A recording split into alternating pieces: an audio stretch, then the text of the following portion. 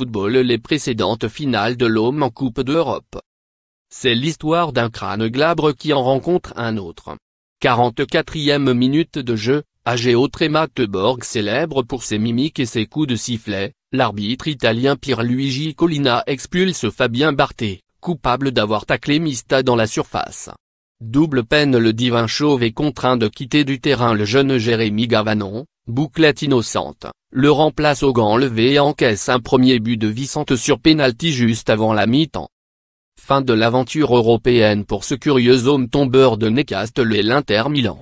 Sous les ordres de José Anigo, le club assiste cette saison à l'éclosion d'un joueur à part, Didier Drogba, idole du Vélodrome en aussi peu de temps qu'il lui faudra pour quitter ensuite le club, mais blessé à hanche contre les futurs champions d'Espagne. En 1998, Laurent Blanc a évidemment remporté la Coupe du Monde avec l'équipe de France. Mais sans jouer la finale, suspendu depuis un carton rouge en demi. En 1999, Laurent Blanc a évidemment perdu la finale de Coupe de l'UEFA avec l'OM. Mais cette fois en foulant bien la pelouse du stade Loujniki. À Moscou, le défenseur central espère apporter son expérience. Là c'est Lolo qui est à l'origine de leur perte, avant la demi-heure de jeu. De la tête, le capitaine veut passer le ballon en retrait à son gardien. Mal assuré, la passe profite finalement à l'Argentin Hernan Crespo qui rôdait par là. Victoire logique de Parme, de ses deux Français, Thuram et Bogossian, et de son jeune gardien, un certain Gianluigi Buffon.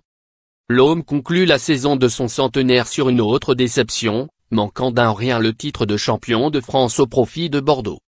Avant de soutenir Nicolas Sarkozy à la présidentielle, Basile Boli jouait au football. Parfois, il marquait même des buts. Celui du 26 mai 1993 reste inégalable. Ce jour-là, d'un coup de boule bien senti, le défenseur reprend victorieusement un centre sur corner d'Abedi Plé. À Munich, il inscrit le seul but de la finale juste avant la mi-temps.